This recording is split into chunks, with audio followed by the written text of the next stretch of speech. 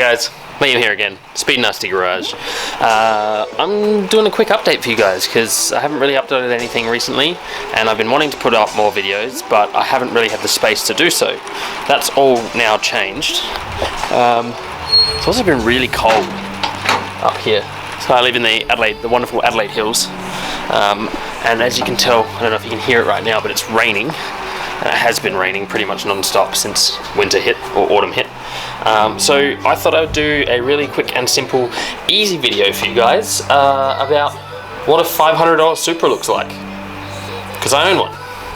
And a bunch of you have been asking for photos of it, and a video of it, and for me to do more work on it, and all that kind of stuff. So here it is. I'm going to put it all together for you. I'm just swinging my mirrors out because they've been closed, like pushed closed, because all the cars have been jammed in here. But let's get to it, eh? So this is my 1986.5 Toyota Supra MA70 come JZA70. Was originally a 3-litre turbo. As you can tell here, 3-litre GT Limited. The GT Limited is basically the top spec that you can get for these cars. It's about as high as it goes, apart from like the racing specs, which is the R spec. These ones come with the digital dash. I don't have the keys on me, so I'm gonna have to go grab the keys. Give me a second. So now I have the keys. I can show you what the digital dash looks like if you've never seen one. They're super cool. I'll get in the car and I'll show you what it looks like. So the GT Limiteds, just turn that music down so that it doesn't get copyright striked. GT Limiteds came with this digital dash, which is absolutely wild. It's like something out of a 80s movie, I suppose, because they came out in the 80s. Like real like fighter pilot-esque, which is something I really love about this car. But some downfalls of a $500 Supra is that not everything works as it should. So there are a lot of things in this car that are broken, like straight up, I'll just be real. There are a lot of things in this car that are really good. Like the kilometers on this car, it's only at 159,000 Ks, which is really low for a 30-year-old car. But there are things that are broken. Now I have swapped over my, let's see if I can get some light in here. Here we go. That did absolutely nothing. Those are miserable. I need to replace those with LEDs. I have done a manual swap on this car, so it no longer has the automatic transmission. It now has a manual transmission with a really long, gnarly shifter. I need to get a short shifter and a shortened thing so that it can sit down a bit lower and be a bit more comfortable, because at the moment I have to hold it like this and like shift like that.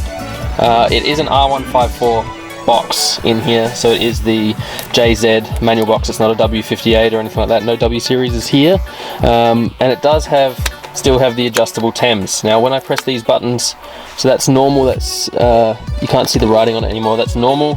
If I press the hard, you see that it switches up to medium. Now the TEMS in these cars were designed to, they were designed for when you're running obviously your stock ECU at wide open throttle. It would adjust the electronic suspension. Now TEMS, I believe, stands for Toyota electronically managed suspension, or electro-managed suspension, something like that. It had electronic servos in the top hats, which would adjust the stiffness of your suspension depending on how you're driving, which was super cool. Like for the 80s, that's wild. Like that's like F1 spec stuff. That's cool. Now I do still have the original tape recorder in here. You can't really see it because I don't have any light on in here, even when I switch these lights. I'm literally flicking the lights on and you can barely even tell. But I do have the original tape deck. I'm gonna grab my phone out so I can show you. So I have the original tape deck in here, original CD player. As you can tell, it says Toyota on it. If it'll focus, there we go, focus. The car also, something that's really super cool that I really find cool, is the car came with a bunch of cassettes when I bought it. So the story with this car is, I bought this car for 500 bucks when I used to work at a car dealership, and I saw it sitting in the pre-delivery lot where all the cars get delivered, and it was just sitting there covered in dust and dirt and stuff, and I thought, hey, I'll go offer the guy some money. Anyway, I'm gonna close this door because it's really quite cold. I said to the guy, how much do you want for the car? And he was like, oh, I don't know, 700 bucks. This is the dealer principal, the guy that owns the dealership. And I said, look, I'll give you 500 bucks and I'll drive it home tonight. And he said, well, if you can start it, you can have it for 500 bucks. So I put new petrol in it. I went and bought a battery from the local auto parts store, put the key in, started up on the third crank, threw a trade plate on it, drove it home. Blew the head gasket on the way home in the old 7M, and then ripped the 7M GTE out, which I shouldn't have done, I wish I'd kept it, and then put a 1JZ VVTi in it. So that's pretty cool. Actually, I'll show you guys the engine that's in the car now. Just testing my lights, the lights still work. Let's go have a look at the engine. As you can tell, it is raining currently.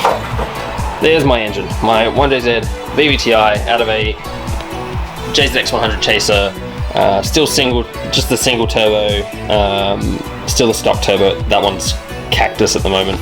Pretty sure the wastegate doesn't open, so it currently boost spikes, which is less than ideal, I'll be real. These are only supposed to be able to handle like 15 psi maybe, and it's spiking at about 26, so like 15 to 20, and it's getting to about 26 psi before the engine management cuts it off, which is great, fantastic. Apart from that, it came with this aftermarket, radiator, words. I've put in a front mount intercooler at the front there, and then there's just other random bits and pieces. Engine management wise, we are running, we are running a, there you go, $500 Supra. This passenger door doesn't open. That's new. Just walk our way around here. Before I get in there and actually show you the ECU that I'm running, this is the main problem with the car. The seats are absolutely fucked. The passenger side's not so bad, but the driver's side is absolutely fucked. So I've got these shitty, cheap sheepskin covers on here. Let me just put that back on so that I can actually sit in it without trashing it too much. But yeah, interior's not great. Oh, hello. CD player's just doing its thing, changing disc. Alrighty, cool, that's fine. Other things like this is broke, like there's like little trim pieces missing. There's quite a few scratches on the outside, which I'll get to after. I'll show you guys that. And the glove box is broken, which you can't really see at the moment, but I'll get my phone out and show you. The glove box is broken and doesn't sit in anymore, so it's not in there. But as you can see there, that is my ECU. That's my Link G4 Storm ECU, which I got through a local workshop, really cool dudes, and they wired that all up for me so I can run my engine. Turn that off. I do still have electric seats in this thing, which is kind of cool. Still works. There is some buttons missing though, like this one. There's supposed to be a button above this one here, and it's missing. I don't know where it went. It's just gone. So, fun times. But yeah, apart from that, pretty much everything works in the car. Has its quirks. You push that down, you have to hit it to open it. I don't have a cigarette lighter because I don't smoke, so I've got a 12 gauge, I believe. Yeah, 12 gauge shotgun shell. It just chills in there. Cover that up. Aircon doesn't work, although if I turn my lights on, everything lights up. Fans work, but doesn't really pump out. The other big thing is I have a really badly cracked dash. There's tape covering it at the moment. I don't know if you guys can see it in there. It's really bad, and you can see that it's flexed up here. Get my fingers in between the dash and the cluster, which is a huge bummer. But one of my really good friends in Japan, Hiroyuki, gave me this dash mat while I was there last time. He actually literally ripped it out of his car, out of his A70, and put it in, gave it to me to put in my car, which is awesome. He runs Sleeping Beauty, Team Sleeping Beauty, which he gave me some stickers to put on my car as well. I've yet to put the one on the front windscreen because I need to get the front windscreen cleaned and put it on properly. But apart from that, the car's pretty tidy for 500 bucks. Realistically, like most of the interior is pretty good, apart from some like minor stuff out the back there, and obviously the driver's seat, like I showed you. The carpets are like, nah, they're okay. And the roof lining is actually really, really tidy. The boot, let me turn the car off.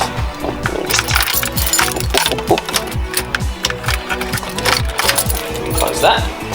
All my windows work as well. I would show you that, but I don't need to. You guys know what windows look like.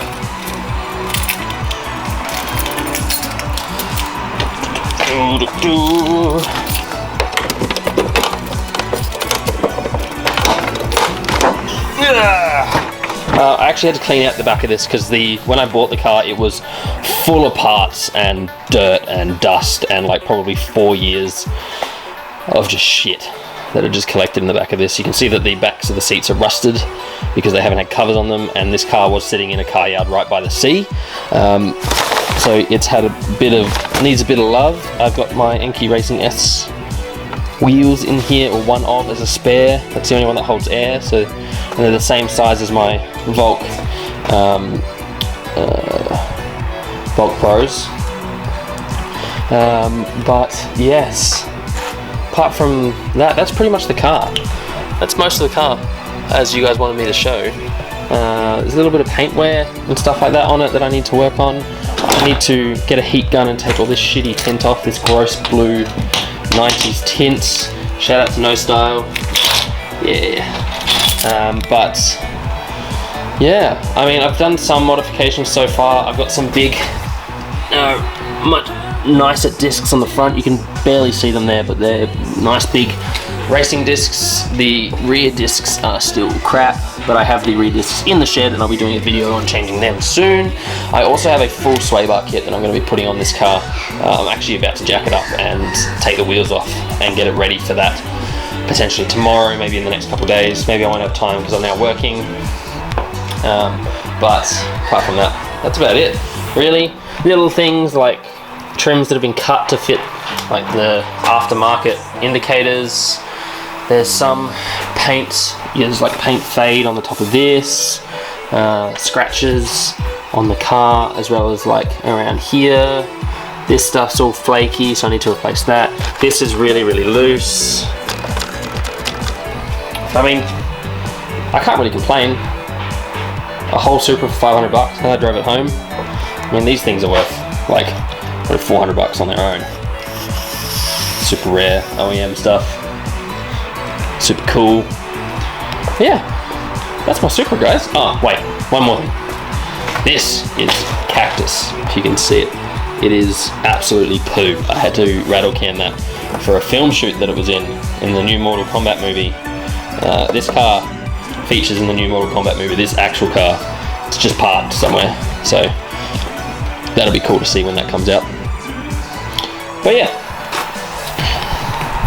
that's it. That's my car. That's my Supra that I keep talking about, that not many people have actually seen and not many people actually know exists, but not many people believe exists. That's the question, I guess. My partner's coming outside. Say hello. So that's my Supra. That's my runaround. That's everything there is to know about it. There's big things coming soon. I have a full sway bar kit in the shed, which I will show you, that will be going in the next couple of videos. Ow, it's raining, I'm getting wet.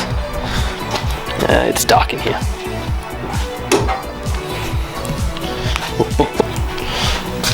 Camera just decided to stop recording. But I have a full sway bar kit in here. Full end link kit. All the goodies you could ever want. Oh yeah, a bunch of new bushings. Heaps and heaps of stuff in here, which will be going on the Supra in one of the next upcoming videos, so keep an eye out for that.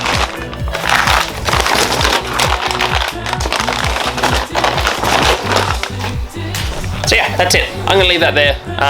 I will see you guys in another video. I need to go get dinner because it's ready, and I hope you guys have enjoyed my run around or my tour of my Supra. It's pretty haphazard, but I mean the whole car's haphazard. So if you haven't already, guys, make sure you've liked and subscribed to the channel to see all the new stuff that's going to be coming out. As always, though, I'm going to leave it there. Stay nasty, and I'll see you guys in the next episode of Speed Nasty Garage.